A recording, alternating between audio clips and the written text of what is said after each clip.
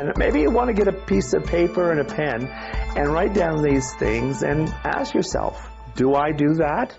Does my spouse do that? Do we both do it? So, we all would like to believe that we're good communicators. After all, most of our conversations are unremarkable. What do you want for dinner? Do you want to go to a movie? These are very commonplace conversations. But where we really find whether or not we're a good communicator is when we have what are called the crucial conversations.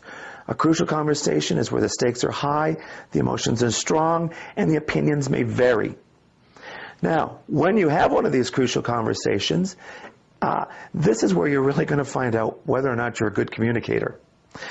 If most of those kinds of conversations end up for you to be an argument, or in yelling, or in withdrawing, then you know that you need some help and some work on communicating, because they don't need to go there. Maybe you're even sitting there right now thinking, well, I'm a really good communicator, but my spouse isn't. Boy, they're terrible. Well, it's possible that that's true as well. But when you begin to learn the skills and tools you need, not only will it help the whole atmosphere to calm down, but your spouse will learn how to communicate better as well.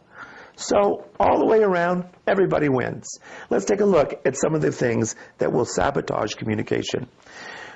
The first thing is I want to just pull out two things that are very gender specific.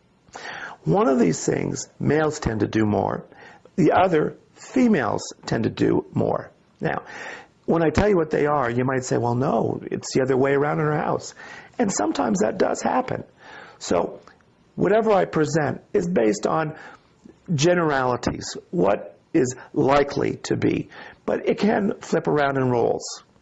First of all, one thing that women do that men are not as likely to do is what's called the harsh startup. A harsh startup is where he comes in through the door, just coming home from work, and you're standing there, smoke coming from your ears, your hair in curls, and you let him have it, both barrels. It's a very loud exchange, and it's very harsh. Women tend to do this more than men. Men do something more than women. Do you know what that is? It's called withdrawing. I'll just turn you off. Now, let's begin with some just basic things here, though, in terms of communication that will definitely kill it. First of all, it's criticism. If you are constantly criticizing your spouse, what you end up doing is creating a very unsafe place. And so they're forced to respond with communication skills that will also further make the conversation deteriorate.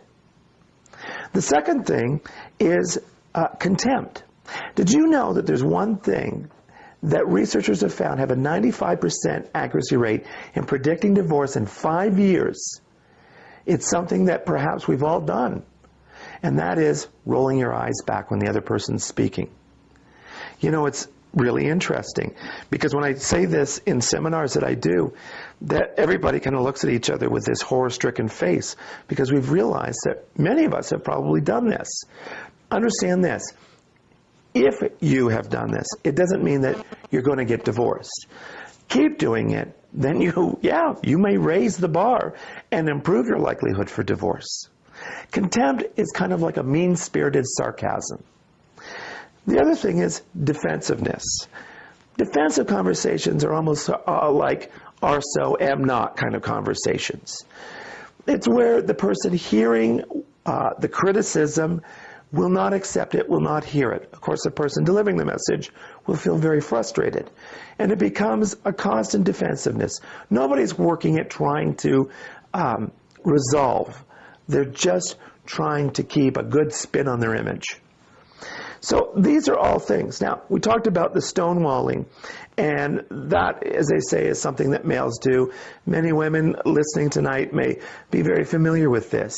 When they come into my sessions, I often hear, he never listens to me. He never gives me eye contact. These would be also possibilities of stonewalling. And finally, is the failure to repair.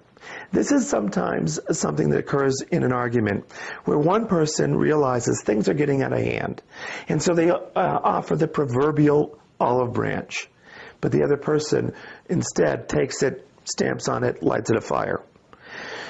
This also is another way of destroying your communication abilities. So these are the things we're going to talk about tonight, and we're going to talk about how they destroy your communication, and I want to hear from you what's going on and any questions. So let's get to work. I'm Mark Laing for Bay Ridge Family Center.